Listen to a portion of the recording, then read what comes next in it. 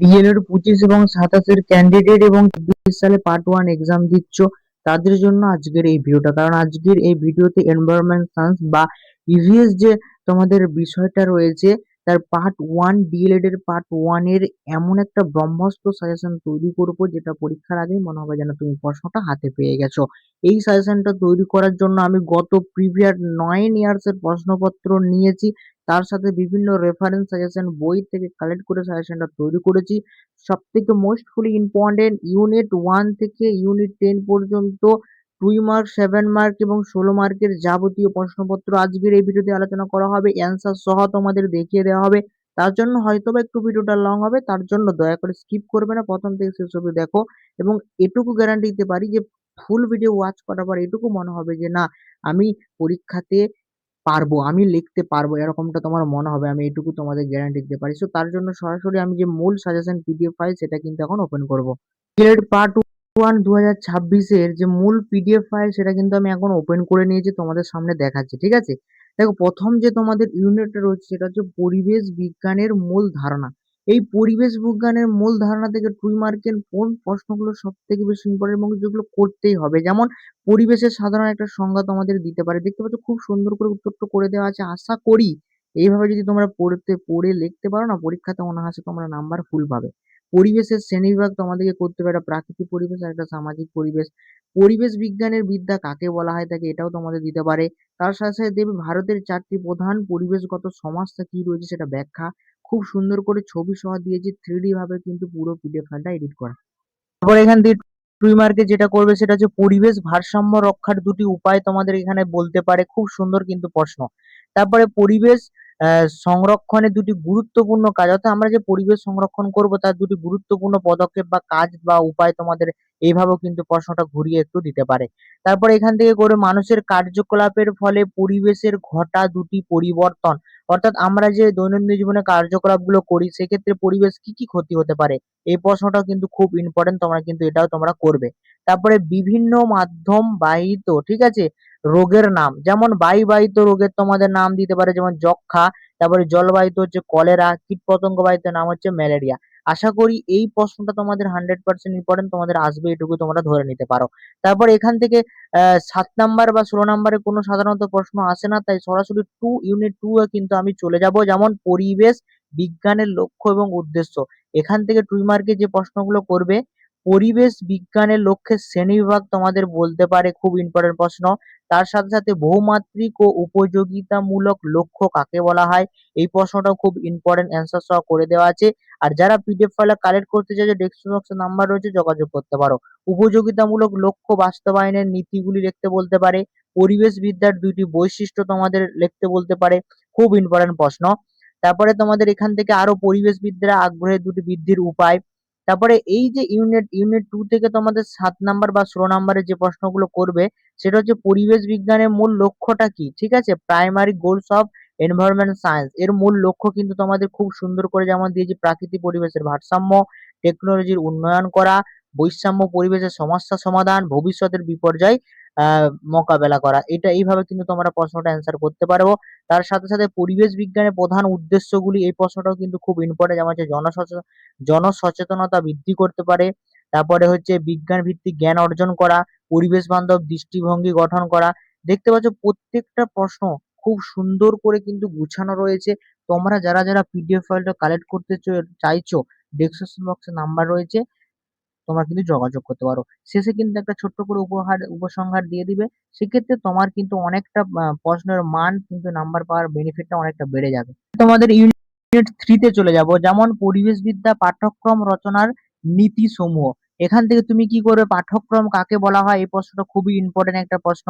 পাঠ্যক্রম রচনার সময় তো নীতিগুলি কি কি, এনসিএফ, হ্যাঁ, 2005 পরিবেশ পাঠ্যক্রমের স্তরগুলি, 3টে যে স্তর রয়েছে সেই 3টে স্তর সম্পর্কে তোমাদের লিখতে বলতে পারে। পাঠ্যক্রম রচনার দুটি নীতি তোমাদের দিতে পারে। পাঠ্যক্রম মূল্যায়নটা কি, পাঠ্যক্রম আধুনিক এবং গতানুগতিক ধারণার মধ্যে পার্থক্য তোমাদের দিতে পারে। প্রত্যেকটা প্রশ্ন কিন্তু একে অপরের রিলেটেড, খুবই ইম্পর্টেন্ট, ঠিক আছে। তোমরা কিন্তু অবশ্যই এখান থেকে যে প্রশ্নগুলো বলে দিচ্ছি সেগুলো কিন্তু করবে। পাঠ্যক্রম রচনা মূল নীতি দেখতে পাচ্ছ, শিশু কেন্দ্রিক নীতি, উপযোগিতামূলক নীতি, নবনীয়তার নীতি, সৃজনশীলতার নীতি, সমাজ কেন্দ্রিক নীতি আর হচ্ছে সময়তার নীতি। এখানে কিন্তু খুব সুন্দর করে অ্যান্সারটা করে দেওয়া আছে। সেক্ষেত্রে যেভাবে ঘুরিয়ে প্রশ্ন দেখ না কেন তোমরা সাথে সাথ কিন্তু নাম্বার তুলতে পারবে। এরপর সরাসরি 7 নম্বর যে ইউনিটটা রয়েছে সেটা হচ্ছে বিজ্ঞান শিখনের বিভিন্ন ধারণা এবং পদ্ধতি। এখান থেকে 2 মার্কে যে প্রশ্ন করবে, শিখন সঞ্চরণ কাকে বলা হয়ে থাকে, নির্বৃতিবাদ কাকে বলা হয়, এর মূল বক্তব্যটা কি, জ্ঞান নির্বৃতিবাদ কথার অর্থ কি, শিশুকেন্দ্রিক শিক্ষা কাকে বলা হয়, দুটি বৈশিষ্ট্য, দুটি গুরুত্ব, খুব ইম্পর্টেন্ট প্রশ্ন। আর তার সাথে তোমরা করবে শিশুকেন্দ্রিক শিক্ষার যে কোনো দুটি বাধা, যেমন হচ্ছে অতিরিক্ত ছাত্রের সংখ্যা একটা বাধা হতে পারে, তার হচ্ছে প্রথাগত শিক্ষার ব্যবস্থা এটাও কিন্তু একটা বাধা হতে পারে। গল্প বলার পদ্ধতি কাকে বলা হয়, দুটি সুবিধা দুটি অসুবিধা। দেখতে পাচ্ছ খুব সুন্দর করে দুটি সুবিধা দুটি অসুবিধা কিন্তু পাশাপাশি দিয়ে দিয়েছি।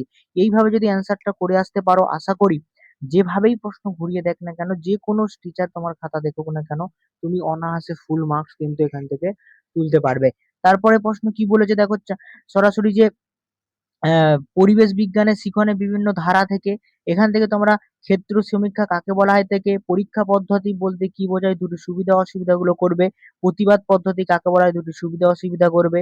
তার সাথে সাথে আরো এখান থেকে 7 নাম্বার এবং 16 নাম্বারের যে প্রশ্নগুলো, কোন কোন প্রশ্নগুলো, এই ইউনিটটা কিন্তু খুব ভাইটাল একটা ইউনিট। এখান থেকে 7 এবং 16 নাম্বার এই প্রশ্নগুলো না করলেই নয়, তাই মন দিয়ে কিন্তু ভিডিওটা দেখো। এখান থেকে তোমরা করবে যে সমস্যা সমাধান পদ্ধতি কাকে বলা হয়, এই পদ্ধতির স্তরগুলি ব্যাখ্যা করো, বৈশিষ্ট্য, সুবিধা, অসুবিধা। এই প্রশ্নটা কিন্তু খুবই ইম্পর্টেন্ট। দেখতে পাচ্ছ প্রথমে একটু সংজ্ঞা দেবে সমস্যা সমাধান পদ্ধতি কাকে বলে, দেন তার প্রত্যেকটা যে 5টা স্তর রয়েছে সেই 5টা স্তর পর পর লিখবে এবং তার সম্পর্কে কিছু 2-1 লাইন লিখবে। এটা লেখার পর কিছু বৈশিষ্ট্য দেবে, কিছু সুবিধা দেবে, 3টে সুবিধা 3টে অসুবিধা, আর শেষে একটি ছোট্ট করে উপসংহার। তাহলে এই প্রশ্নটা 7-এ আসুক আর 16-এ আসুক, তুমি মিনিমাম 7-এ আসলে 5, 16-এ আসলে 14 অনায়াসে পাবে। আবিষ্কার পদ্ধতি কাকে বলা হয়, সুবিধা অসুবিধা। প্রথমে আবিষ্কার পদ্ধতি কাকে বলে তার সংজ্ঞা দেবে, দেন 3টে সুবিধা 3টে অসুবিধা, 7-এ 7 অনায়াসে 5 পাবে। প্রকল্প পদ্ধতি কাকে বলা হয়, প্রকল্প পদ্ধতির ধাপগুলো লিখুন, বৈশিষ্ট্য, সুবিধা, অসুবিধা। খুবই ইম্পর্টেন্ট একটা প্রশ্ন, 100% এই বছর কিন্তু তোমাদের কমন আসছে। প্রথমে প্রকল্প পদ্ধতির সংজ্ঞা দেবে, দেন প্রকল্প পদ্ধতির যে ধাপগুলো রয়েছে সেই 5টা ধাপ তোমাদের দেবে। ধাপগুলো দেওয়ার পর এখানে 3টে বৈশিষ্ট্য দেবে, 3টে সুবিধা দেবে, 3টে অসুবিধা দেবে। তাহলেই কিন্তু এই প্রশ্নটা কমপ্লিট হয়ে যাবে। এই ইউনিট থেকে এগুলোই করবে। সরাসরি 5 নম্বর ইউনিটে চলে যাব, পরিবেশ বিদ্যা শিক্ষার সম্বাদ এবং উপকরণ। এখান থেকে শিক্ষার উপকরণ কয় প্রকার ও কি কি, প্রত্যেকটি ভাগে দুটো করে উদাহরণ দাও। খুবই ইম্পর্টেন্ট প্রশ্ন। তারপর 2 নম্বরে যেটা করবে, শিক্ষার উপকরণের দুটি বৈশিষ্ট্য, দুটি উদ্দেশ্য লিখতে বলতে পারে। স্থানীয় উপকরণ বলতে কি বোঝায়, উদাহরণ তোমরা দাও, এটাও বলতে পারে। তার সাথে সাথে এখান থেকে করবে যে পরিবেশ বিদ্যা শিক্ষণের প্রয়োজনীয়তা, দুটি উপকরণ নাম লেখো। পরিবেশ বিদ্যা শিক্ষণের জন্য প্রয়োজনীয় যে কোনো দুটো উপকরণ। তার সাথে বিদ্যালয় কোন ঘরে পরিবেশ বিদ্যা প্রয়োজনীয় দৃশ্য সাবক্য উপকরণগুলি সংক্ষেপে মানে রাখা উচিত, সেগুলো তোমাদের বলতে পারে। তার সাথে সাথে এখানে করতে পারে পরীক্ষাগারে কিভাবে বিজ্ঞান যে সম্পদ গৃহ করে তোলা যায়, সেটা কিন্তু দুটি উপায় তোমাদের এখানে বলতে হবে। বিজ্ঞান কক্ষের দুটি গুরুত্ব লিখতে বলতে পারে। বিদ্যালয় গ্রন্থকারে দুটি উপযুক্ত উপকরণের উদাহরণ তোমাদের দিতে বলতে পারে। এটাও কিন্তু খুব ইম্পর্টেন্ট প্রশ্ন। তারপরে এই ইউনিট থেকে তোমাদের 7 এবং 16 নম্বরের যে প্রশ্ন করবে সেটা হচ্ছে পরিবেশ বিদ্যা গঠনের জন্য স্থানীয় সম্পদের ব্যবহার লিখুন, অথবা স্থানীয় সম্পদ কিভাবে পরিবেশ বিজ্ঞানের শিখন উপকরণ হিসাবে কাজে লাগানো যায় তার পরিচয় দাও। প্রথমে একটি ছোট্ট করে ইন্ট্রো বা ভূমিকা দেবে, দেন প্রত্যেকটা যে পদ্ধতি তুমি দেবে পরপর প্রত্যেকটা পদ্ধতি এভাবে কিন্তু পরপর দিতে থাকবে, তাহলেই দেখবে প্রশ্নটা সম্পূর্ণ হবে। তারপর এখান থেকে করবে পরিবেশ বিদ্যা পঠন পাঠনের সুবিধার জন্য গ্রন্থকারের ভূমিকা, গ্রন্থকার কি ভূমিকা পালন করে। এখান থেকে দেখতে পাচ্ছ ছোট একটা করে ভূমিকা দেবে, যে গ্রন্থকার কি কি ভূমিকাগুলো পালন করে থাকে, পরপর 5টা পয়েন্ট দিয়ে দেবে। দেন গ্রন্থকারের সুবিধাগুলি, অর্থাৎ পঠন পাঠন সুবিধার জন্য গ্রন্থকারের সঠিক ব্যবহার আমরা কিভাবে করব, যেমন লাইব্রেরির মাধ্যমে, ই লাইব্রেরি বা ডিজিটাল বোর্ডের মাধ্যমে, পরিবেশ কোণ তৈরি করার মাধ্যমে ইত্যাদি। দেন ছোট্ট একটা শেষে উপসংহার তোমরা দিবে, তাহলেই কিন্তু 7-এ 7 পাবে। তারপর ইউনিট 6 এবং 7 নম্বর যে ইউনিট রয়েছে, এখান থেকে তোমাদের খুব বড় একটা ইউনিট, এবং এখান থেকে 2 মার্কের যে প্রশ্নগুলো করবে সেগুলো হলো করবে সবুজ বিপ্লব কাকে বলা হয়, দাবানল কাকে বলে। এখান থেকে ছোট ছোট প্রশ্ন আছে। রক্তের দুটি কাজ লিখুন, তার সাথে করবে রক্তের দুটি উপকরণ বা নাম। তারপরে রক্তাল্পতা বা অ্যানিমিলিয়া কাকে বলা হয়, এই প্রশ্নগুলো এখান থেকে করবে। দেন তোমরা এখান থেকে করবে সুষম খাদ্য প্রয়োজনীয়তাটা কি, অক্ষরেখার দুটি বৈশিষ্ট্য, ক্যাশ মিলন কাকে বলা হয়, অমাবস্যা পূর্ণিমা কিভাবে তৈরি হয়, জোয়ার ভাটা কারণগুলি লেখো, বিজ্ঞানের ভাষায় বল এবং কার্য কাকে বলা হয়? এই প্রশ্নটাও কিন্তু খুব ইম্পোর্টেন্ট। তারপরে আলোর প্রতিসরণ, প্রতিফলন কাকে বলা হয়ে থাকে? আলোর প্রতিফলন এবং প্রতিসরণের সূত্রগুলি কি, কি এখানে তোমাদের দিতে পারে বলতে হতে পারে। তারপরে বায়ু দূষণ, জল দূষণ, শব্দ দূষণের সংজ্ঞা তোমাদের দিতে পারে, খুব ইম্পোর্টেন্ট একটা প্রশ্ন। অ্যাসিড বৃষ্টি কাকে বলা হয়? গ্রিনহাউস গ্যাস কাকে বলা হয়? ভারতের জলবায়ু প্রাকৃত কি রূপ? জীববৈচিত্র্য কাকে বলে? এখান থেকে এই প্রশ্নগুলো 2 মার্কের করবে। তার সাথে, সাথে 7 নম্বর এবং 16 নম্বরে যে প্রশ্নগুলো দেবে সেটা হচ্ছে তুন্দ্রা শব্দের অর্থ কি? তুন্দ্রা অঞ্চলের ভাগগুলি লিখুন। এখানকার উদ্ভিদ এবং প্রাণী সম্পর্কে বিবরণ দাও। দেখো ছোট্ট করে একটা অর্থ দেবে এবং সেখানে ভাগ যে কয় ভাগে ভাগ করা হয় 3 ভাগে, সে 3 টে ভাগ এবং তাদের ছোট্ট করে পরিচয় দেবেন। দেন সেখানকার প্রাণী এবং উদ্ভিদ সম্পর্কে আলোচনা করবে। তারপর এখান থেকে যে প্রশ্নটা করবে জীববৈচিত্র্যের গুরুত্বগুলি লিখুন, জীববৈচিত্র্য নষ্ট হওয়ার কারণগুলি। দেখতে পাচ্ছ এইভাবে কিন্তু প্রত্যেকটা প্রশ্ন কিন্তু প্রথম থেকে শেষ অবধি করে দেওয়া আছে। আমি যদি আরো তোমাদের বিষয়টা দেখাই সেক্ষেত্রে অনেক লং হয়ে যাবে। আমি এইটুকুই তোমাদের বলবো, পিডিএফ ফাইলটা কালেক্ট করো। মূল্য খুবই সামান্য, মাত্র 249 টাকা বা 250 টাকার বিনিময়ে 5টা সাবজেক্টে তোমরা সাজেশন পেয়ে যাচ্ছ। পার সাবজেক্টে 400 করে এমসিকিউ, পার সাবজেক্টে প্রিভিয়াস 9 ইয়ার্স এর প্রশ্নপত্র ফ্রি, একটা ম্যাক্রো মাইক্রো লেসন প্ল্যানের 106 পাতার বইও তার সাথে ফ্রি দেবো। পার সাবজেক্টে 50 টাকা করেছে, 5 5 25 অর্থাৎ 250 টাকার বিনিময়ে তুমি ওভারঅল পুরো সাবজেক্টের সাজেশনটা ক্রয় করে নাও মাত্র 250 টাকা। যারা নিতে চাও ডেসক্রিপশন নাম্বার হচ্ছে যোগাযোগ করতে পারো। এইভাবেই কিন্তু প্রত্যেকটা সাবজেক্টের সাজেশন তৈরি করা রয়েছে, সাথে এমসিকিউ তোমরা পাচ্ছ 400 প্লাস এমসিকিউ। তো বাই আবার নেক্সট ভিডিওতে তোমার সাথে দেখা হচ্ছে।